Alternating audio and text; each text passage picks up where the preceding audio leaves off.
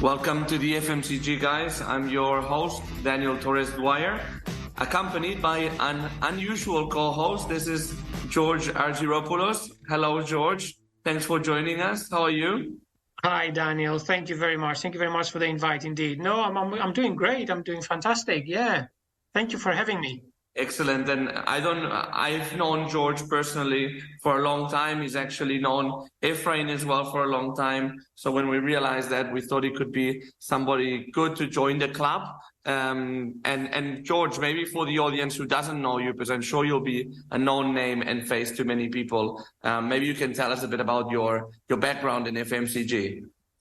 Sure thing. Well, let me start by saying that, as you mentioned, we've known each other for quite a few years, actually. And the common thread that connects me with Ephraim, interestingly enough, is our passion for human understanding and consumer shopper understanding. And that's probably been the common theme throughout the over 25 years of my career so far. Always looking to understand how people make choices. And having worked with many CPG brands like Nivea, Coca-Cola, PepsiCo, and excited to be part of the FFCG guys. Thank you very much, Daniel. So today I'm going to talk about a bit about the guest that we have prepared. He has an unusual profile compared to other people that we've had on the show before, because today we're bringing you a founder. His name is Sid Baveja. He's founded a company called Humanery, which is a marketplace for premium self-care for men. But he wasn't always in personal care, or was he an entrepreneur, but he actually started in Wall Street in investment banking. So I'm very curious to know where in the journey he is with the Humanery and his background, and a bit more about the world of men's self-care.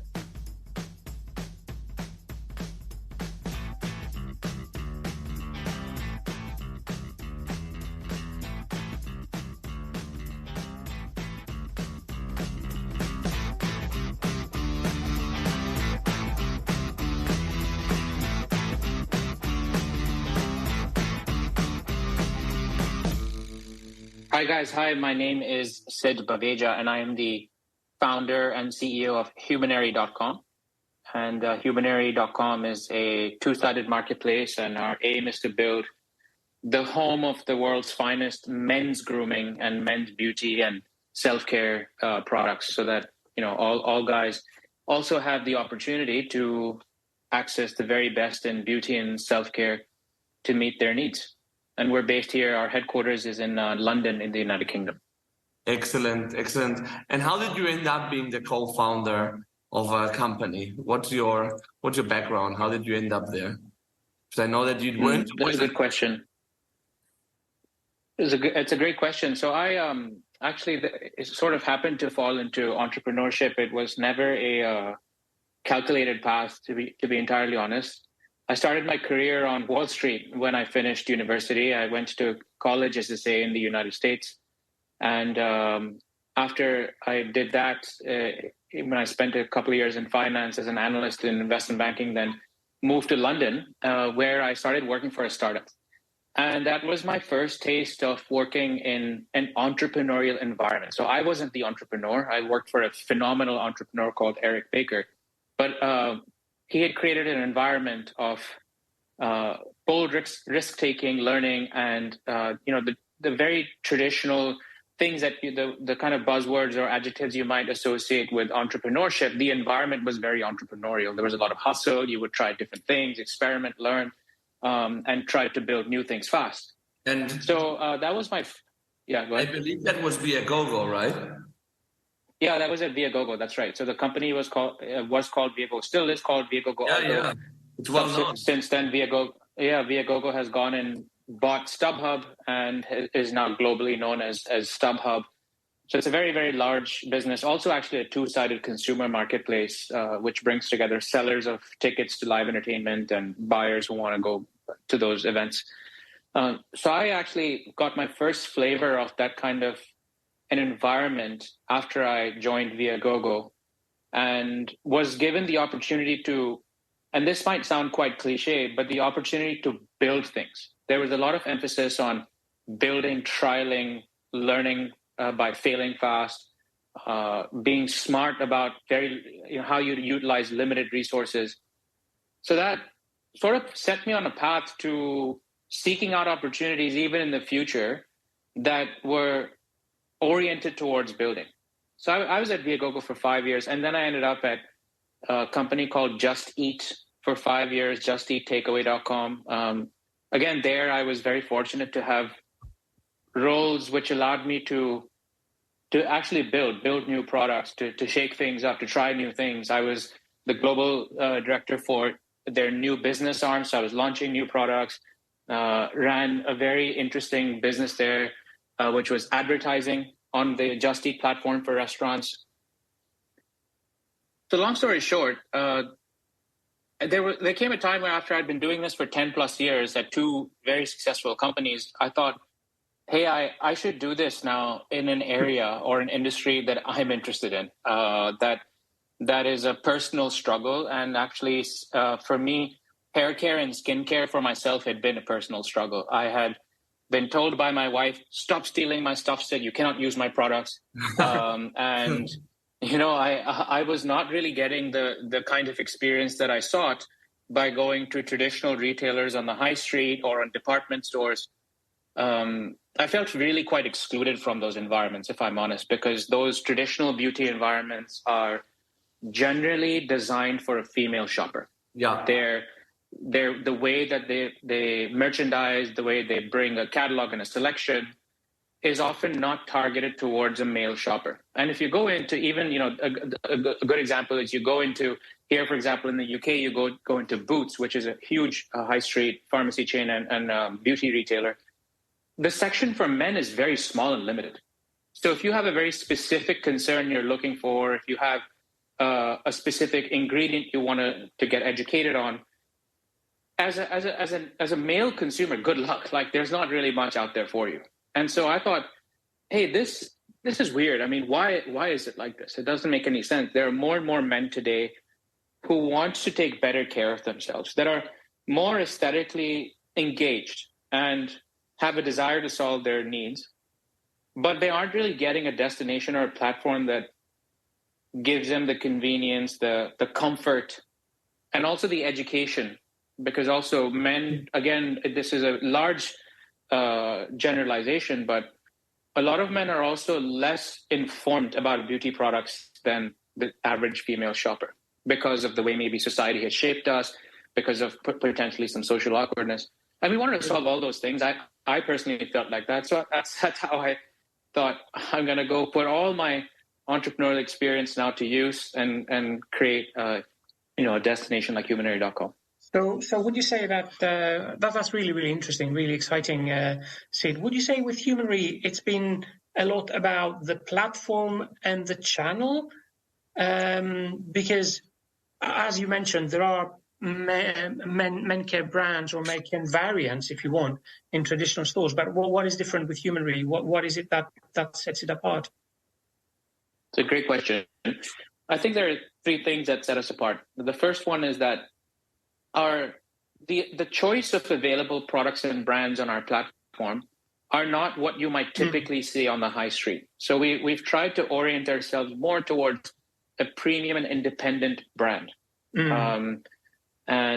This means that, for example, and by no means any disrespect to any brand, but if let's say you're looking for a Gillette or a Nivea, Humanery.com is not the place for you. There are multiple other alternatives where you could go find those kinds of more mass consumer brands. Yeah. So our orientation is more towards premium, independent, higher quality, high, sort of typically also on average a higher price point than what you might get at a supermarket. Think of us as more comparable to a premium department store as opposed to a supermarket, a high street supermarket. The other thing that's different about us is a lot of the way we merchandise products and the experience we create for the male consumer is much more geared towards their needs. So, for example, where in typical beauty retail environments, even premium ones, you might have a lead-in with, let's say, fragrances or makeup, our lead-in merchandising is more towards specific concerns of men, such as post-shave rash.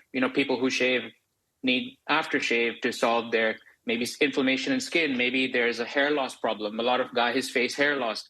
I'm one of those. So and in fact, it's one of our best-selling categories. So the way we're also approaching solving the consumer's need, the way we merchandise it is totally different, right? And then the third thing, which I think makes us fairly different, is not just obviously the consumer experience, but also the way we educate the consumer. So again, if you would go to a premium department store, traditionally you would be able to walk up to a sales associate or an education associate and have a conversation with them about your needs, your problems, and then they might guide you in a more curated or bespoke way. We've tried to mirror that online on our platform for the male consumer, because again, there is a very big gap in their understanding of products. For example, the average male is unlikely to know what vitamin C based skincare can do for them.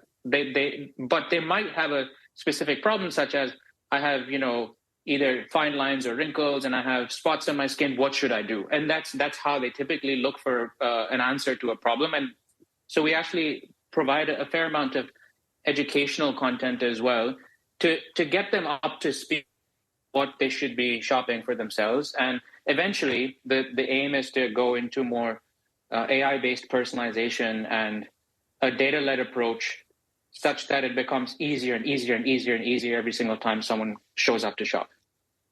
Maybe you should try to do an alliance with OpenAI, like Bain and Company has just done, or other companies. Mm-hmm. Yeah, that's a really good point. I mean, the first thing that we're actually testing is just opening up the ability for customers to chat with a real human, actually using WhatsApp. The first step as a product development angle is just to open that feature up and say, hey guys, if you actually want to chat with us, if you want to speak to a real human, we're here for you. Because if you ask me, if I work backwards from our current customer base, which again is a little bit more, if I look at the economic strata, mid to high incomes, they are in an different age group. Like we're not specifically targeting Gen Z, because again, the price points are a bit different. This is a customer group that actually, funny enough, really wants to chat to a human. They like the human interaction. And we're still in the mode of thinking, how do we take the fundamental good things about an offline store or maybe an in-person experience and make that even better on the platform? And then eventually we'll introduce things like, AI chat, maybe open source chat GPT, or, different kinds of things. Like, there are all sorts of things. Like you can actually scan your face with your camera on your phone, and an algorithm then basically reads your skin type and things. I mean, there's all sorts of things we could some be people doing. Would be very afraid of the results of that. Yeah, afraid of the results. Also, the technology is still very much prone to error. It's not perfect. So the last thing I want is to open up a face scanning feature that recommends the wrong thing, and then you have the wrong result because you bought the wrong thing. So I'm still a bit careful about that. It's interesting, though, that you mentioned that the younger generations are more interested in talking to a human, because interestingly enough, you may find the same person or the same man, actually, who may be reluctant to talk to a representative in store, be very comfortable, I think, and I would like to hear your view on that, to actually spend 5-10 minutes chatting or texting online. Yeah, absolutely. I think that's one of the fundamental reasons why we exist and why we are online only, is because the in-store experience has been so poor and prone to social anxiety for most men that and a bit unpredictable as well, and a bit unpredictable. Absolutely. Because you can't, Really a subpar experience. And that's why when you actually put them in the online environment, there's no judgment. It's discreet, anonymous. They're much more likely to open up and tell you what their problems are, especially on a chat with a WhatsApp chat with a real human being at the end of the line. Now, of course, we have to do work to build credibility there. We have to have social proof that we're doing the right things and lots of happy customers, et cetera, et cetera. But yeah, men are really kind of sick of shopping in store for beauty products because the experience sucks. Like, there's no better way to put it. But online, they're happy to chat and get advice. It's amazing. You're really immersed into the men care world. And I was reading through your past experiences. I was kind of trying to understand what are the learnings you are carrying from your earlier corporate roles, and what did you really have to unlearn to become an entrepreneur on your own? Mm-hmm. That's a fantastic question. So many things I had to unlearn. Look, my last role was at a relatively large company. So, I was, while I was doing entrepreneurial things, I had a lot of support from many different functions when I was at Just Eat. Here, everything sort of starts and ends with me and my team. Like, I'm a very small team. So, I'm IT support, but I'm also doing finance and accounting. I'm also doing all the other things. So that's the number one thing is just unlearning that, that a structure is always required. Now, I get why larger corporations need structure to manage very large workforces. Too much structure in the startup world actually can cause more chaos than progress. And so there was a lot of shifting mindset. But what I carried most actually from the corporate roles that I had before becoming an entrepreneur were more around how to build and manage teams, how to look for the right attributes when we hire for specific areas, and how to manage limited resources with limited time. Because also, despite the fact that from the outside, large corporates look very successful, inside them, most I think would agree, you have to work with tight budgets. You have to work with, tight deadlines and targets, and you have shareholders to please. So actually, in the startup world, that's not that different. You maybe have much shorter runways and much smaller money to work with because you're way smaller in scale. Yeah. But there's an art and a science which come together to managing very limited resources and in a limited amount of time. Does that answer your question? I can definitely understand what you mean as somebody that's had to unlearn things when starting a business. So definitely, and the fact that you have to start a lot of managing everything basically, which is cool later because you also see more the things that you enjoy, the ones that you don't, the ones that you want to delegate, the ones that you don't necessarily want to delegate. You have to also, and for me, something that's very relieving at the end of the day is that it's all up to you, right? So something goes wrong, you don't really have anyone else to blame for. So you're the solely responsible person. You're the owner of your own destiny, which is a really cool thing. I don't think it's for everybody. It's both a blessing and a curse. And I think you're totally right. I don't think it's for everybody. And I also certainly have days where I think, am I doing the right thing? It does sometimes feel a bit lonely, but also, as you said, it's a blessing in that you're the master of your own destiny. You get to decide where you want to go. Yeah, exactly.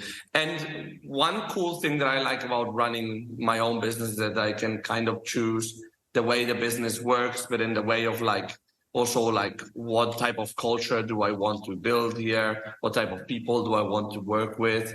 How have you felt about that, Sid, in terms of the Humanery of being able to hire? Yeah, what are your core cultural but also operating values? Yeah, that's another really good question. I'd say two things. One, the cultural values actually do evolve really, really fast when you're a small business because through various experiences and the mistakes that we make, we learn, we should incorporate so-and-so cultural value. And what, for me, cultural values are, they are the operating system of how we make decisions and how we execute things. Mm-hmm. So for us, we've already actually codified 5 cultural values, which I especially try to repeat over and over and over again with the team. And I think those cultural values will evolve as we get bigger, hopefully, and we do different kinds of things and bring different kinds of people onto the team. But the thing that we optimize most for, let's say 3 things we optimize most for. The first one is a desire to take a lot of ownership and accountability, because at this level where we are today, 9 full-time people, small business, building hopefully something very large for the future, we will not get there unless a really driven and intelligent bunch of people takes real ownership and accountability to deliver and build. Mm-hmm. This is not the type of place where we can frankly even afford to have someone who just waits to be told what to do. There's a lot of you just need to own and run with things. That's a very big component of being in an entrepreneurial environment. The other one is speed. Time is not our friend, and that's both a factor of not having infinite amount of money to keep doing things slowly, but also because in such a fast-growing industry, lots and lots of competition will arrive, and those who don't move fast, break things, but fix them quickly and move super fast will get left behind and will not be a successful business. So that's the other thing. And lastly, we look for a very strong sense of curiosity coupled with empathy. And that is necessary because in this early stage, the curiosity creates an experimentation type mindset. I don't know the answer. I'm going to try and learn from it really quickly. And that coupled with empathy, because it means that whatever experiments we run are driven by empathy for the customer. Ultimately, they're the ones paying the money for it. So that's why we think of these 3 as really core foundational values. And I don't think they will ever disappear, even as we evolve and get bigger, because you always want to find people with a great sense of ownership, accountability, the ability to move really bloody fast. Like, speed is everything. I mean, if something feels like, oh, it'll take 2 days, my question is, how could I do it? How could I have done it yesterday? Like, how can I even move faster than that?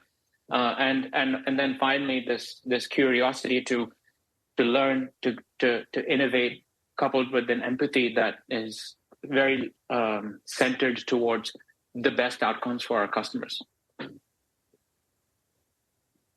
And overall, if you look at trends in self-care for men, and that's also like something that got you to start the business, that you saw it was really a niche space in some way, like explicitly places that were self-care, but men, that they exist, but they're very, very, then it's a niche. So, but in terms of trends and things that are happening, like, for example, if I think about it, I'm probably one of my only friends that shaves every day, for instance. But that's been like this for a while. What other trends do you see happening in this space? So the first really big thing is that traditional gender norms are being challenged very, very openly by a lot of normal people in society, but also by a lot of recognized celebrities. They're really leading the way in challenging traditional gender norms. A great example of that is you will find more men today than 2 years ago, because of the way society is shaping, that paint their nails. Nail paint for men has become quite common. And if you actually rewind back in history, I don't think I'll get my historical facts correct, but there are certain civilizations back in history where actually makeup and nail paint for men was very common. Yeah, it was not at all considered weird or effeminate. It was very open, and so that's one really big trend, and that's going to open up an incredible opportunity for lots of brands to create products that some may have thought as, oh, that's not really for guys, like 10 years ago, but it's all changing, and it's a good thing that it's changing. So that's one thing, is the change in gender norms. The second thing is that more men are now finding it socially acceptable to have a conversation about aesthetic concerns. I know, for example, in my take my father's generation. He's in his mid-60s now. Him and his friends would have never talked about skincare, or they would have never ever, had a pub chat, like at the pub, to talk about things like, hey, what did you do for acne on your skin? Or like, hey, or the fact that you got a hair transplant. It would have been considered really quite weird to discuss that way back when. But today, this has become a very normal thing across the gender spectrum, as well as across, various backgrounds. So it's actually really quite important that that's happening, and it's providing a very important tailwind for the Humanery business, because that's obviously what we're relying on, is that men are more open to it. And I think the last big trend is the fact that more and more customers, male and female, view sustainability and eco-consciousness as a basic. It's no longer considered special anymore if a certain brand is selling, recyclable packaging or sustainable shipping. For customers today, that is like if you don't have it, you shouldn't even be in business. Like it's almost like the tables are turned. It's no longer considered like a novel thing. So if a new brand comes out today, if they're not in some way, checking the right boxes around eco-consciousness and green living, I mean, they're going to be out of business very, very quickly. So that awareness is another thing that's really driving the consumer's habits. You touched upon that's all very, very interesting. I think, as you mentioned, it's becoming a qualifier, the whole idea of ecological conscience and kind of approach to business. But you touched upon a very important element, which is, I think, quite interesting for men care brands. And there's two things I'd like to kind of hear from you. One of them is, if you think about many of the categories you're operating in, they have been dominated by brands specifically made for women. So the first question is, how likely or how acceptable it is it for a brand that's traditionally been targeting women to go into the men's space? And in your case, what is it that attracts brands to go on your platform? What is it that they find interesting with Humanery, and why would they want to be there and to be present on your platform? No, it's such an important question. Thank you for asking that. The first thing is that actually a lot of gender-neutral brands, the likes of Augustinus Bader, Heckles, Anatomy, they actually sell their products on the Humanery platform. And there is a growing acceptance now, due to the stuff I just spoke about earlier about changing norms in society, where gender-neutral stuff is appealing to both men and women and male and female and everything else. So actually the fact that there are brands that could appeal to both we have on our platform just shows to you actually how massive actually the market is, and how the beauty industry has really missed a trick by not having a clear focus on the male consumer. That this really, I think, a problem that they've created for themselves, and now they have to unwind, and hopefully will play a big part in helping the industry reshape itself. But why they join us is actually two very simple reasons. The first one is that we are at the forefront of targeting a new consumer base for them. We're not just another retailer that showed up today and said, hey, by the way, do you want to sell to more customers, which traditionally means more female customers? I mean, how many bloody retail environments can you actually have focused on the same consumer? So we're actually doing something very different, which not a lot of people are doing. And I think it's only a matter of time, by the way, before other people will wake up to it and they'll be like, oh my God, this is a massive $170 billion plus annual category growing super fast. We've missed something here. So I think it's just a matter of time. The other reason why they like us and want to partner with us is actually our commercial model, which is a marketplace model. We are driven by, a success fee. So typical wholesale business dictates beauty environments. So like a retailer might buy, let's say, George, your brand, they'll come to you and they'll buy your product on a wholesale basis for maybe 35 or 40% of the actual retail price. So you'll give up almost 40% of your economic value to a wholesale retailer. The retailer will then decide what price they want to sell it at, even though you can suggest a price, but it's not possible for you to control, so they can discount.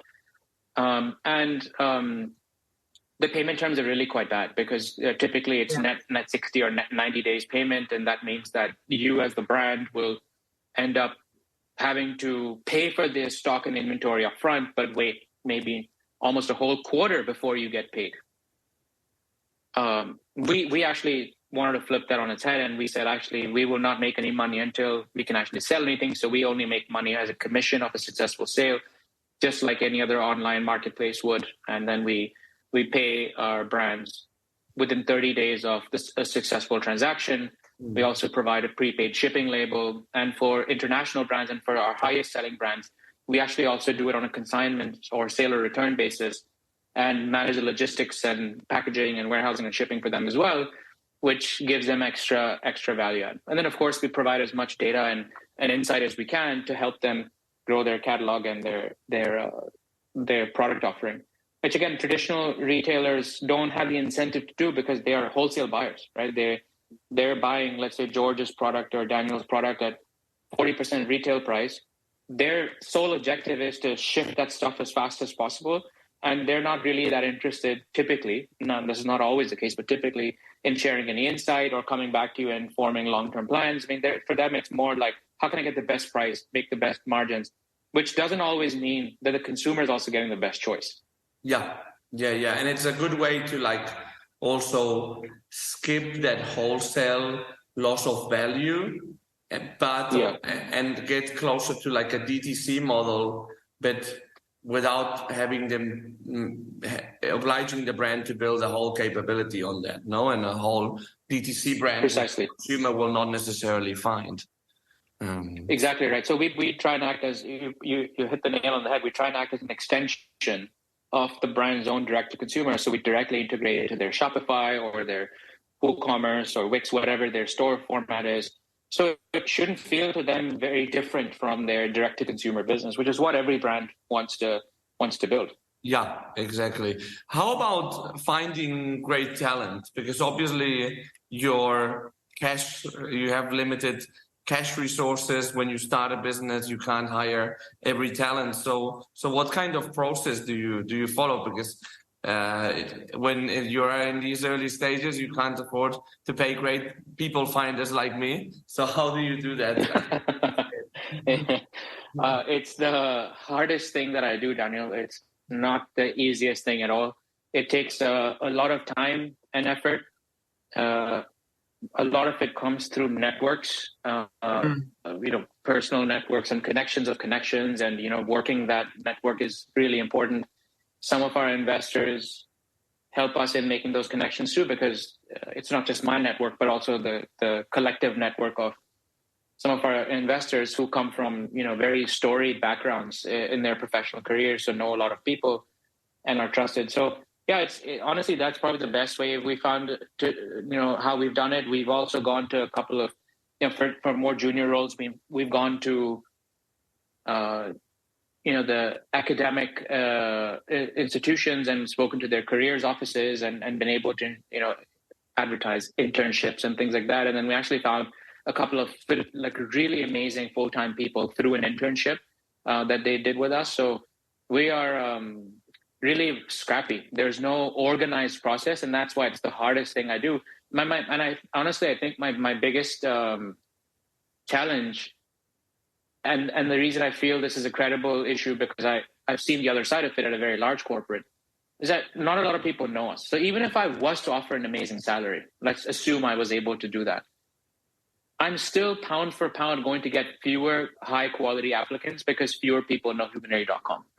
So even if an incredible person comes across the job or is referred to it, they're going to ask 10 questions about what is Humanery.com, and then I'm going to have to, sell that to them. And that's my job, right? Like as the founder, as the sole founder, I'm bringing people along on the journey on my vision, but also finding people who share the purpose that allows Humanery to exist, that feel a genuine connection. So I wish I had a better answer. But it's the hardest bloody thing I have to do every day. Oh, yeah. Wow. I totally get that. Yeah, I totally understand that. And how about the other end of the spectrum, Sid, the end of finding the right investors or the right people to invest in the business? How does that work for you? That's another really complicated and challenging area. I think it's okay to say that the market situation has changed a lot in the last 12 months. That with rising interest rates and money becoming more expensive, the risk-taking appetites have changed.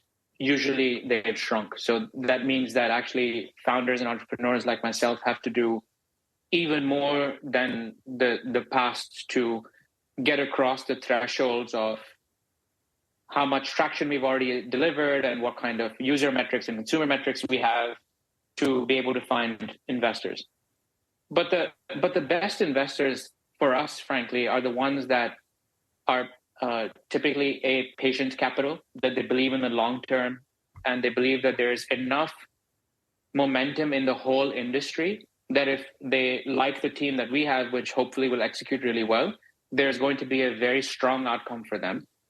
And actually, we also need to find investors who feel comfortable investing at the stage of business that we are at, which is at the seed. We've been alive for a year and a half. We have some very strong traction year to date, not year to date, but also throughout this period that we've been operating. But it's not for everyone because we're not some deep tech AI company. So we also have to find people that are actually investors who are interested in supporting the growth and development of a brand itself. That's a very unique skill set. It's actually very, very, very hard to do. So those are the kinds of investors we're looking for, who have some expertise in consumer, expertise in brand building and understand the nuances of that, but also like the business model and our unit economics. So we've already been gross profitable since the third month of operation. We built a very lean business. Well, that's a great sign note, for investors, because I think that now what they're looking for and what's making them very shy about investing is that like 1 year ago, they were really looking for growth. And now I think it's more looking for sustainable and profitable business model, right? Yeah, absolutely. An investor in today's world wants everything, Daniel. They want both strong unit economics, but they also want to see rapidly growing traction. Because ultimately the venture game is a very high risk game. There's no running away from that. Yeah. I think there's some crazy statistic that 80% of all startups fail in the first 3 years. And it's inherently super high risk. So I understand their concerns with, now it's not just, money's not cheap anymore. So you can't just chase top line. But at the same time, despite the fact that we are gross profitable and that we are getting closer and closer and closer to operational profitability, they also want to see, 4x month-on-month growth in top line, which is not very easy to do. Frankly, I don't even know if it's possible. So this is like a matchmaking game. You have to date a lot of investors, meet a lot of them before you find the right chemistry. Yeah, absolutely. And well, this was very interesting. And by the way, I'm going to tag you on the show notes. So if anyone is interested in learning more, if you're a brand or an investor or just a person with curiosity, or maybe somebody that wants to work with Humanery, you can get in touch with Sid via LinkedIn, which is how a lot of people do. Or I think, Sid, you're pretty approachable there as well. So if you ever want to get in touch with Sid or the Humanery, there you go. And finally, Sid, looking back on your career, starting in Wall Street, then going to work for Just Eat, which is a sizable company, and now starting your own business, what type of advice would you give your younger self at the beginning of your career? I thought about this a lot, actually. The advice I would give my younger self is just focus on learning. Don't shy away from difficult projects, because that's where you learn the most. And it also allows you to build credibility. So for me, I would just give that advice to my younger self starting out. That your goal should entirely be to learn. Forget the money, forget the prestige and whatnot. Chase difficult projects, learn as much as you can, as fast as you can. That is what's going to help you, whatever trajectory you desire in your career.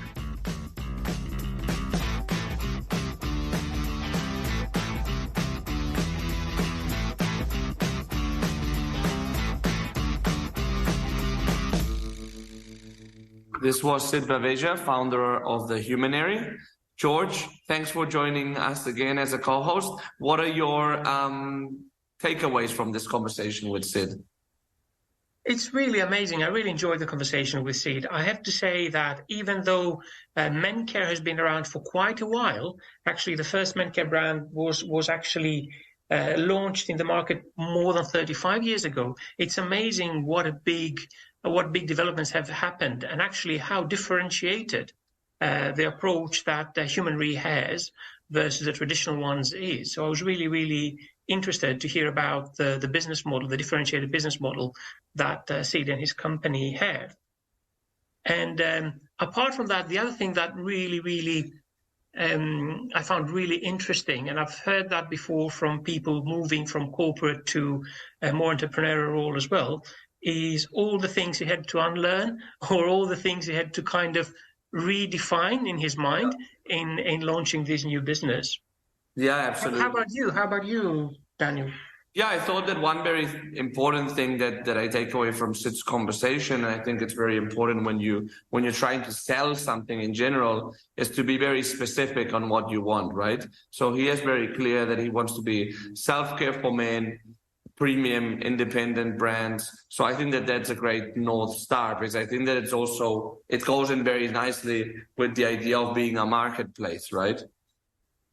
Indeed. Yeah. I think coherence is super important. I thought also it's interesting about like the emergence of the space in line with a change of traditional gender norms, right? Being challenged, and also like the role of men. The more, I don't know if it's more worry about your looks, but it's more probably knowledge about how things work in terms of your looks, no? Yeah, definitely. I think it's about being aware of the fact that it is something you need to pay attention to. And I think, as Sid very rightly mentioned, with the change in nail varnish, many of the kind of the stereotypes of the past have been dropped and have changed, and that definitely is an interesting development. Yeah, absolutely. And finally, I think that also the fact that he ended up doing something, even he had a very successful career in corporate, but wanting to do something close to his passions, actually reminded me to a conversation we had recently here in the podcast with a guy called Vijay Talwar, where he talked all about following his passions. Well, George, thanks again for being a co-host. Hope the experience was enjoyable for you. It was a lot of fun. Thank you very much for having me, Daniel. It was a pleasure, and also thanks to our audience for listening us again. Remember to follow us on our LinkedIn. We're also on TikTok now, so you can follow our content there and recommend it to us. And of course, remember to show us your support by subscribing and following us. Have a great day, and we'll see you in the next episode of the FMCG Guys.